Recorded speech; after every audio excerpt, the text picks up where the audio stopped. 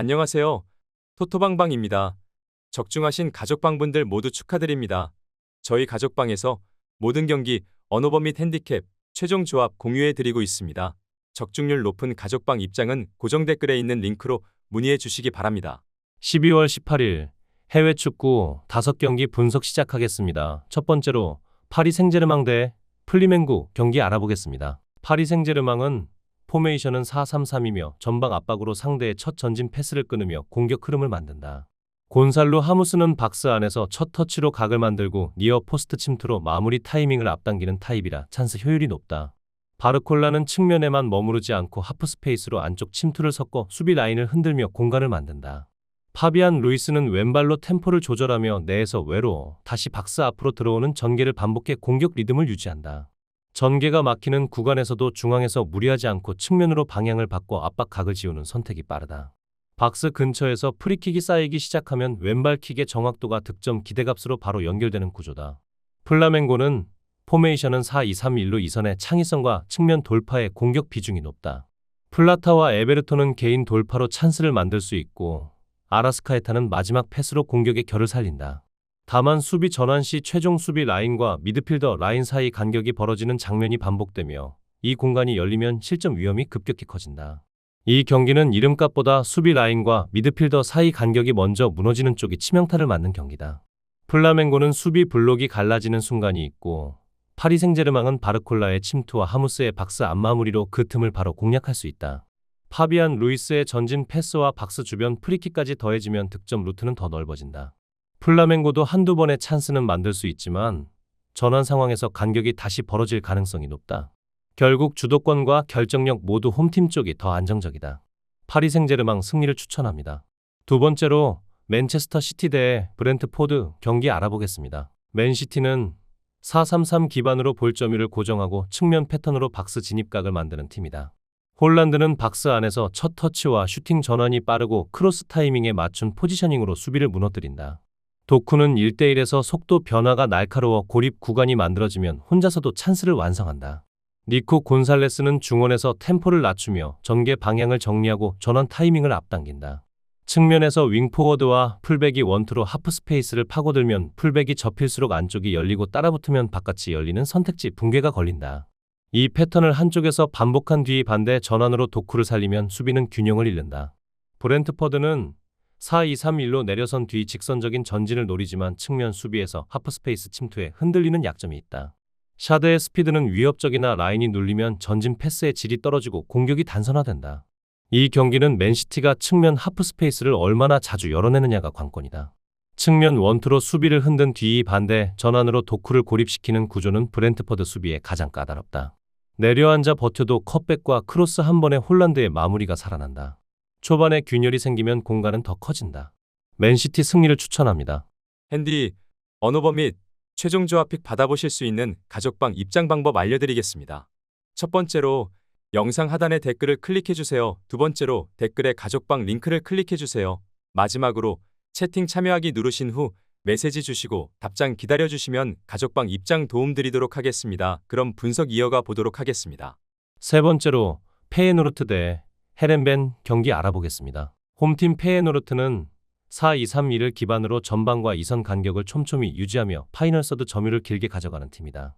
우에다는 박스 안에서 첫 터치로 마무리 각을 만드는 감각이 좋고 수비 라인 사이로 숨어드는 문전 움직임이 날카롭다.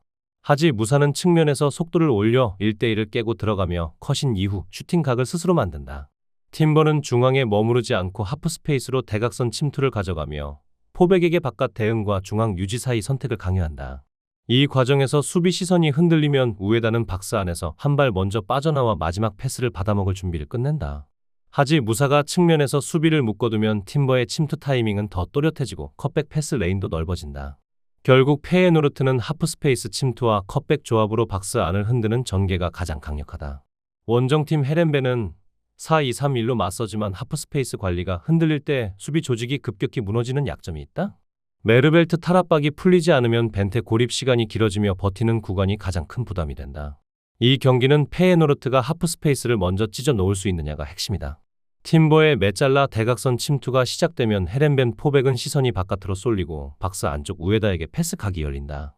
하지 무사가 측면에서 1대1을 이겨내면 컵백 라인이 더 선명해지고 득점 기대값도 함께 올라간다. 헤렌벤이 라인을 깊게 내려 숫자를 채우면 템포를 잠시 늦출 수는 있다. 하지만 전환 수비가 반복되면 다시 하프 스페이스가 열리고 그 틈은 또 팀버의 작업 구역이 된다. 결국 침투와 컵백을 안정적으로 반복할 수 있는 쪽은 홈팀이다. 페예노르트 승리를 추천합니다. 네 번째로 알라베스 대 세비야 경기 알아보겠습니다. 홈팀 알라베스는 4-4-2에서 두 줄을 촘촘히 세워 공수 간격을 좁게 유지하며 볼 탈취 후 전방까지 이어지는 전환 속도가 빠른 팀이다. 보에는 박스 안에서 버티며 센터백을 끌어내 이성과 측면 침투 타이밍을 만들어내는 역할을 맡는다. 레바어는 측면에서 속도와 방향 전환으로 1대1을 흔들고 낮은 크로스와 컷백으로 찬스를 반복 생산한다. 알라베스는 윙포워드와 풀백을 겹쳐 세워 측면에 두 명을 두는 구조로 상대 윙백을 지속적으로 괴롭힌다. 데니스 수아레즈는 중앙에서 첫 터치로 압박을 풀고 하프 스페이스와 측면으로 연결하며 전개의 완성도를 높인다. 원정팀 세비야는 5-5-3-2로 중앙은 두껍지만 측면에 윙백 한 명만 남는 시간이 길어 수적 열세가 누적될 가능성이 있다. 소우가 측면 커버를 나가는 순간 중앙 간격이 벌어지는 점도 부담이다. 알라베스가 측면에서 2대1을 만들기 시작하면 세비야는 라인 균형이 흔들릴 수밖에 없다. 레바흐의 돌파 이후 컷백이 반복되면 보에와 이선 침투가 동시에 살아난다. 구조적으로 홈팀이 유리한 매치업이다. 알라베스 승리를 추천합니다. 핸디, 언어버 및 최종 조합픽 받아보실 수 있는 가족방 입장 방법 알려드리겠습니다. 첫 번째로 영상 하단의 댓글을 클릭해주세요. 두 번째로 댓글에 가족방 링크를 클릭해주세요. 마지막으로 채팅 참여하기 누르신 후 메시지 주시고 답장 기다려주시면 가족방 입장 도움드리도록 하겠습니다. 그럼 분석 이어가 보도록 하겠습니다. 다섯 번째로 뉴캐슬 유나이티드 대 풀럼 경기 알아보겠습니다. 홈팀 뉴캐슬은 4-3-3 구조에서 전방 압박 강도를 높여 상대 첫 전진 패스를 끊어내고 볼을 빼앗는 즉시 측면으로 빠르게 전개하며 박스 앞마무리까지 이어가는 팀이다. 볼테마드는 문전에서 제공권과 버티는 힘으로 센터백을 붙잡아 두며 세컨드 볼을 살려주고 고드는 뒷공간이 열리는 순간 스피드 침투로 수비 라인을 단번에 무너뜨리는 자원이다. 브루노 기마랑이스는 중원에서 템포를 조절하면서도 전진 패스로 카운터의 출발점을 만들어주며 후반에는 교체 자원의 활동량까지 더해져 압박과 전환의 강도가 다시 올라가는 흐름이 자주 나온다. 반면 풀럼은 4-2-3-1에서 전방 압박으로 주도권을 잡으려 하지만 라인을 과하게 올리는 구간이 반복되면 수비 뒷공간이 넓어지는 리스크가 따른다. 히메네스의 문전 버팀과 측면 돌파는 위협적이지만 압박이 한번 풀리는 순간 간격 붕괴가 빠르게 드러나는 팀 컬러다. 이 경기는 풀럼의 강한 전방 압박이 경기 템포를 끌어올리지만 동시에 수비 뒷공간을 노출시키는 흐름에서 출발한다. 라인이 높아질수록 뉴캐슬은 브루노 기마랑이스의 전진 패스를 기점으로 고든의 침투를 활용해 단번에 박스 근처까지 전개할 수 있다. 볼테마드가 문전에서 버텨주면 세컨드 러닝이 살아나며 슈팅 찬스가 연쇄로 만들어질 가능성도 높다. 풀럼도 크로스 몇 차례로 분위기를 만들 수 있지만 리턴 수비가 늦어지는 순간 역습에 취약해진다. 뉴캐슬 승리를 추천합니다.